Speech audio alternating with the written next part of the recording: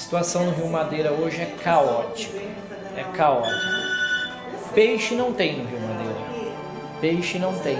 Nos estudos que eles chamam de estudo de impacto ambiental, mas foi um diagnóstico que eles fizeram às pressas, eles já diziam, as próprias empresas diziam que iria reduzir 50% o estoque pesqueiro.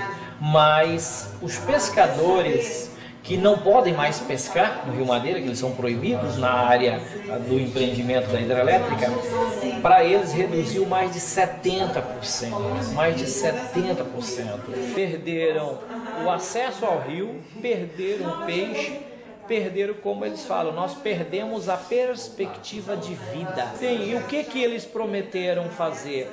Construir tanques, fazer tanques cavados, que fala, para eles produzir peixe em tanque escavado. Eles são acostumados a pescar no rio e não de virar piscicultores, querem transformá-los em piscicultores. Mas isso já se passaram 3 anos e nada, nem o terreno foi comprado ainda. Recebia o peixe na cidade, fruto da atividade deles, principalmente a periferia de Porto Velho, também ficou sem o peixe. Esse peixe pequeno, o peixe que permite, pelo poder aquisitivo da periferia de Porto Velho, então comprar esse peixe, também a periferia ficou em insegurança alimentar. Então, uma situação crítica. É um desastre ambiental, mas além do desastre ambiental, um desastre econômico, desastre social. Insegurança alimentar e nutricional para uma população ribeirinha. O projeto Belo Monte tem todas as características do projeto Madeira.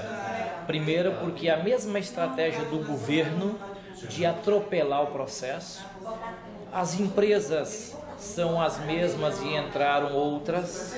A estratégia de convencimento ou de cooptação de lideranças é a mesma, que é de comprar as pessoas com presente, né, com voadeira ou com transporte, a mesma estratégia.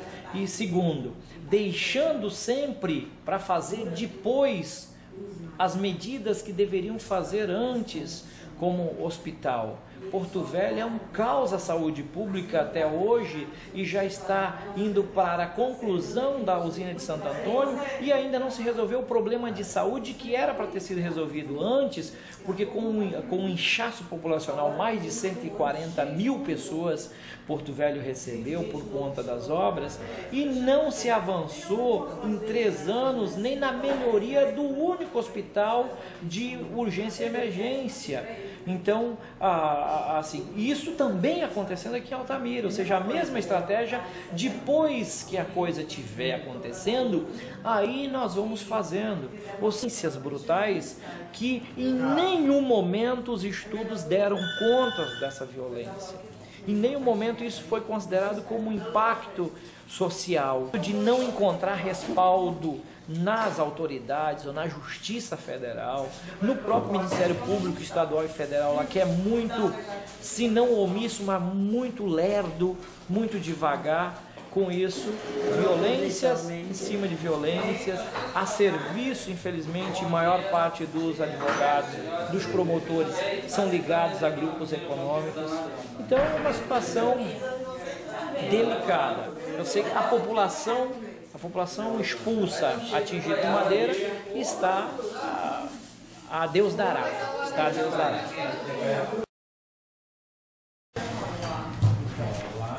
Santo Antônio foi Complexo Madeira, a proposta do Complexo Hidrelétrico de Madeira.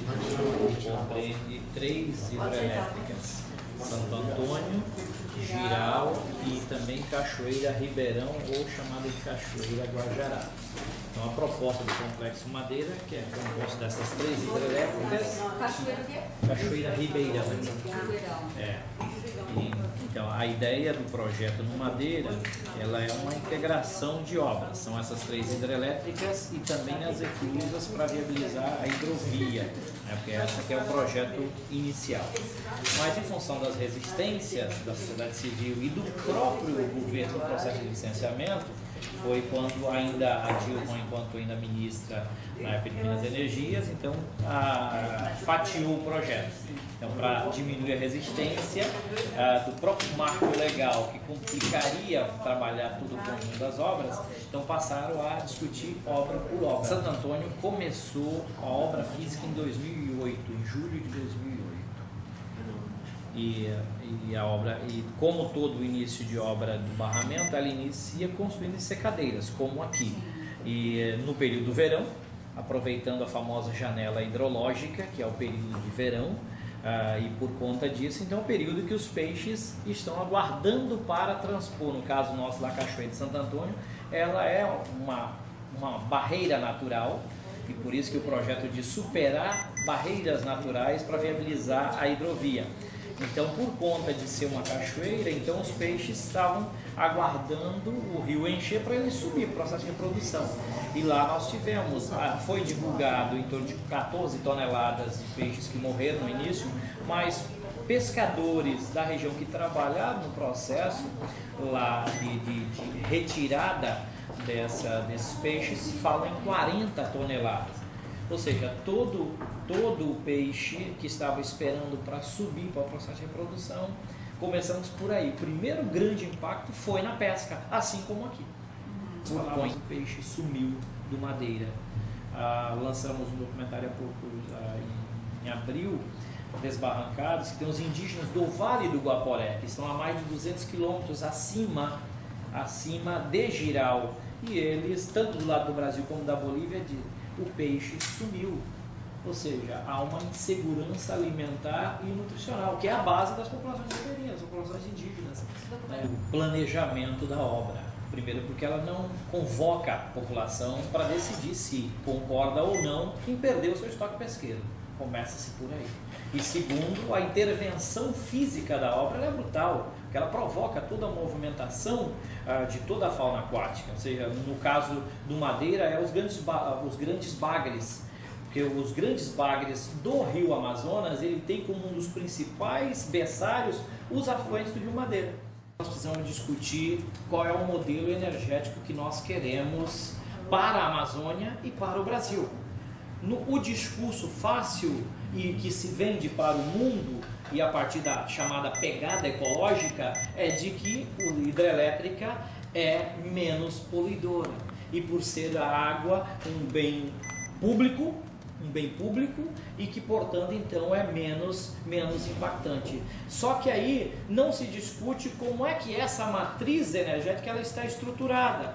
E quando a gente vai perceber como é que ela está estruturada para atender grandes empresas. As grandes empresas, as mesmas que financiaram as campanhas eleitorais e que continuam financiando as campanhas eleitorais e que, portanto, essas mesmas empresas, no processo de leilão, elas se juntam e garantem o seu interesse, a sua intenção de gerar alguma renda, a gerar os seus lucros, e ao mesmo tempo não se abre para discutir as possibilidades, as potencialidades da região. Empresas envolvidas no Complexo Madeira, em Santo Antônio, é o consórcio Santo Antônio Energia, que aí nós temos Odebrecht, nós temos Furnas, nós temos as principais. E nós temos lá em Jirau, no complexo de Jirau, na hidrelétrica de Jirau, nós temos a Franco-Belga, que é a Suez Energia, aliado à Camargo Correia, que é uma grande, e ambas que estão aqui no Xingu.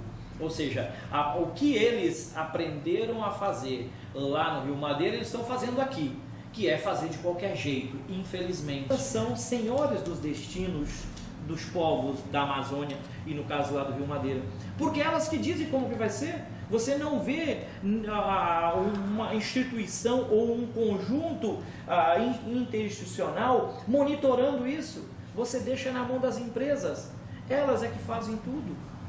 Então essa é uma grande preocupação, o antagonismo do discurso e com a efetividade do empreendimento em si. Um discurso de que é uma energia renovável, uma energia limpa, e ao mesmo tempo expulsa as pessoas. Que energia limpa é essa que exclui ao invés de incluir?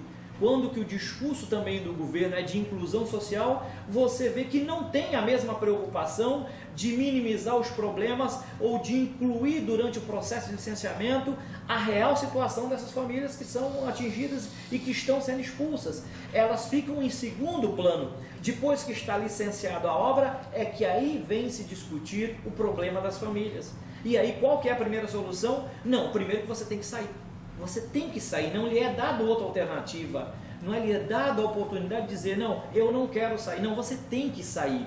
Você sai recebendo a carta proposta, ou recebendo a proposta de um reassentamento, ou você vai ser colocado em discussão na justiça, o seu direito. As populações ribeirinhas, ao perder o rio, também perderam a sua memória, perderam a sua cultura ribeirinha. E isso não tem compensação, não tem indenização que pague.